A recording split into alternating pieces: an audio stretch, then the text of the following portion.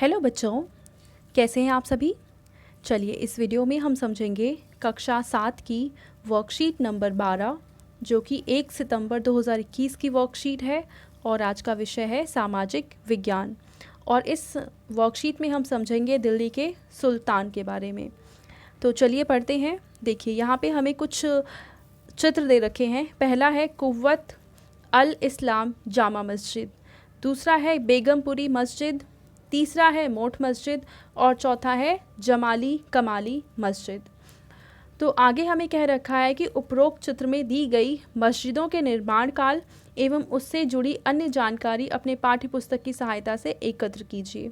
तो अगर आप अपनी बुक को खोलेंगे और उसमें इस चैप्टर को ओपन करेंगे तो आपको इन चारों के बारे में पता चल जाएगा कि ये मस्जिदें कहाँ पे हैं और किस समय बनाई गई थी और किसके द्वारा बनाई गई थी। ठीक है, ये तीन चीज़ भी आप इसके बारे में लिखेंगे, काफ़ी है। दिल्ली के आरंभिक सुल्तान विशेषकर इल्तुतमिश सामंतों और जमींदारों के स्थान पर अपने विशेष गुलामों को सूबेदार नियुक्त करना अधिक पसंद करते थे, क्योंकि देखो जो भी राजा होते हैं वो अपने आसपास अपने भरोसेमंद लोगों को रखना ज़्यादा पसंद करते हैं।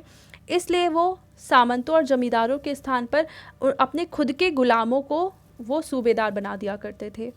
इन गुलामों को फ़ारसी में बंदगा कहा जाता था तथा इन्हें सैनिक सेवा के लिए खरीदा जाता था।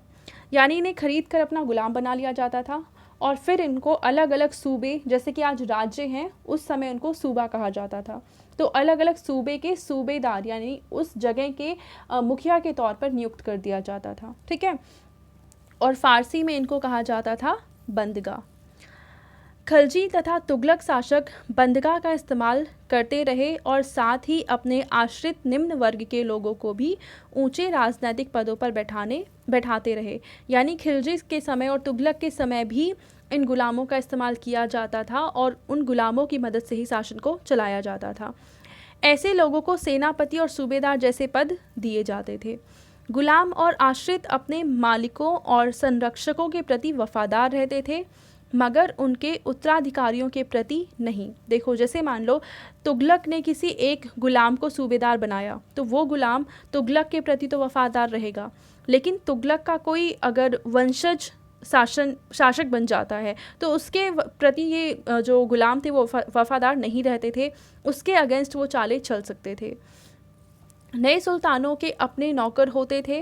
फल स्वरूप किसी नए शासकों के सिंहासन पर बैठते ही प्रायः नए एवं पुराने सरदारों में टकराहट शुरू हो जाती थी।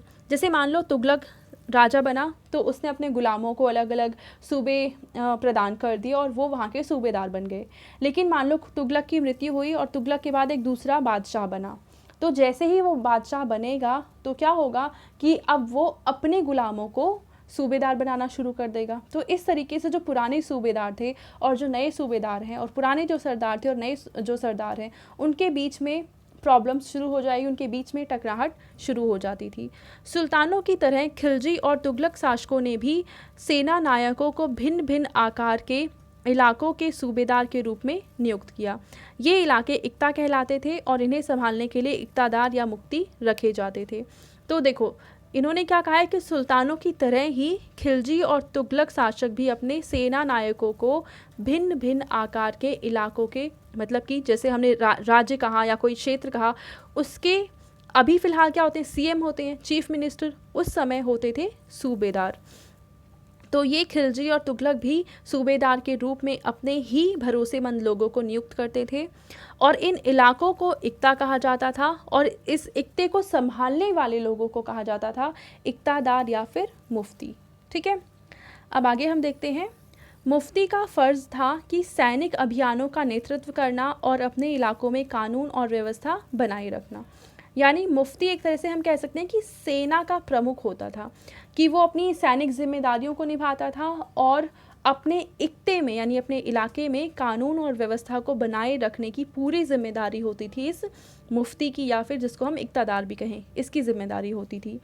अपनी सैनिक सेवाओं के बदले वेतन के रूप में मुफ्ती अपने इलाकों से राजस्व की वसूली किया करते थे। जैसे मान लो तुगलक राजा बना, उसके अंडर 4 इक्तादार हैं, ठीक है, और चारों की अपनी अपनी सेनाएं हैं, तो सेनाओं के द्वारा वो इस राजा को अपनी सेवा प्रदान कर रहे हैं। तो करेंगे क्या कि राजा जो है एक पर्टिकुलर क्षेत्र, मान लो यहाँ पे एक क्षेत्र है ए, यहाँ पे एक क्षेत्र है बी और यहाँ पे एक क्षेत्र है सी। तो ये जो ज़मीन है वो दे देंगे इसे, दूसरी ज़मीन दे देंगे इसे और तीसरी ज़मीन दे देंगे इसे। अब ये जो लोग हैं वो क्या करेंगे कि इस ज़मीन से उगने वाले जो भी फल हैं और उनसे मिलने वाला जो राजस्व है, क्योंकि ज़मीन से बहुत तरह के राजस्व जैसे सिंचाई कर है, कृषि कर है, ऐसे बहुत सारे कर वसूले जाते थे। तो यहाँ से जो भी कर मिलता था वो सारा किसका होता था? मुफ्ती का हो जाता था। राजस्व के रूप में मिली रकम से ही वे अपने सैनिकों को भी तनख्वाह देते थे। तो इस तरीके से राजा इन्हें एक ज़मीन दे देता था और उस ज़मीन से जो भी आय होती थी वही ये मुफ्ती और उसकी सेनाएं उन्हीं से अपना खर्चा चलाती थी। ठीक है, यानी राजा इन्हें अलग से पैसे नहीं दिया करता था। इसके बाद देखो, मुफ्ती लोगों पर काबू रखने का सबसे प्रभावी तरीका यह था कि उनका पद वंश परंपरा से ना चले और उन्हें कोई भी एकता थोड़े थोड़े समय के लिए मिले। अब देखो, अभी जो हमने एग्जाम्पल समझा कि एक राजा है, राजा के पास अपनी कोई सेना नहीं है, उसके पास सेनापति हैं और हर एक सेनापति के पास अपनी अपनी सेनाएं हैं। अब मान लो ये सेनापति अगर बगावत कर दे तो उसकी सेना तो इस सेनापति का ही साथ देगी, तो इस तरीके से वो राजा को अटैक करके वहाँ से हटा सकता है। तो इसको रोकने के लिए क्या किया जाता था कि अभी मान लो हमने 3 ज़मीन देखी, ए, बी, सी, और एक्चुअल में तो ऐसी बहुत सारी ज़मीनें होती थी। तो पहले इस जो सेनापति यानी मुफ्ती है, पहले उसको ये ज़मीन दी जाएगी, फिर कुछ समय बाद इसको यहाँ से हटा के ये ज़मीन दे दी जाएगी, फिर कुछ समय बाद यहाँ से भी हटा के ये ज़मीन दे दी जाएगी, फिर कुछ समय बाद यहाँ से भी हटा के कोई दूसरी ज़मीन दे दी जाएगी। और ये जो मुफ्ती है, जब इसकी मृत्यु हो जाएगी तो इसका बेटा ही वापस से मुफ्ती नहीं बनेगा, यानी कि वंश परंपरा के अनुसार मुफ्तियों को नियुक्त नहीं किया जाता था और समय समय पे उनका ट्रांसफ़र किया जाता था, जिससे कि वो एक ही जगह पर अपनी पकड़ जमाने के बाद राजा पे उल्टा अटैक ना कर सके। ठीक है, तो इस तरीके पे इन पर नियंत्रण रखा जाता था। और अलाउद्दीन खिलजी और मोहम्मद तुगलक के शासनकाल में नौकरी के कठोर नियमों का सख्ती से पालन किया गया, यानी कुछ नियम कायदे बनाए गए कि आपको अगर नौकरी करनी है, चाहे आप मुफ्ती हैं या आप सैनिक हैं, अगर आप नौकरी में हैं तो आपको कुछ नियम कानून के तहत ही अपने काम को करना होगा। यानी कि नौकरी के जो नियम थे अब काफ़ी ज़्यादा कठोरता से उनका पालन किया जाने लग गया था। ठीक है, उसके बाद देखिए, अलाउद्दीन खिलजी के शासनकाल में भू राजस्व के निर्धारण और वसूली के कार्य को राज्य अपने नियंत्रण में ले आया। तो अलाउद्दीन खिलजी ने क्या किया कि जैसे पहले भू राजस्व वसूलने का काम मुफ्ती करता था, पर इस चीज़ को हटा दिया गया खिलजी के टाइम में और ये किया गया कि अब राजस्व वसूलने का काम स्वयं ये खिलजी के कुछ लोग किया करते थे, मुफ्ती नहीं किया करते थे। ठीक है, स्थानीय सामंतों से कर लगाने का अधिकार छीन लिया गया एवं स्वयं उन्हें कर देने के लिए बाध्य किया गया। यानी जो पहले जो सामंत थे जो खुद कर वसूला करते थे, अब उन्हें भी फोर्स किया गया कि वो खुद भी कर दें। उस समय 3 तरह से कर लिए जाते थे। पहला क्या था? कृषि पर, जिसे खराज कहा जाता था, यानी आप अपने खेतों में जो फसल उगा रहे हैं उसमें आपको कर देना होता था। ठीक है, जो किसान की उपज का लगभग 50% यानी आधा भाग होता था। दूसरा है कि आपने जानवर पाल रखे हैं तो उन पर भी कर लिया जाता था, जानवरों को ही मवेशी कहा जाता है।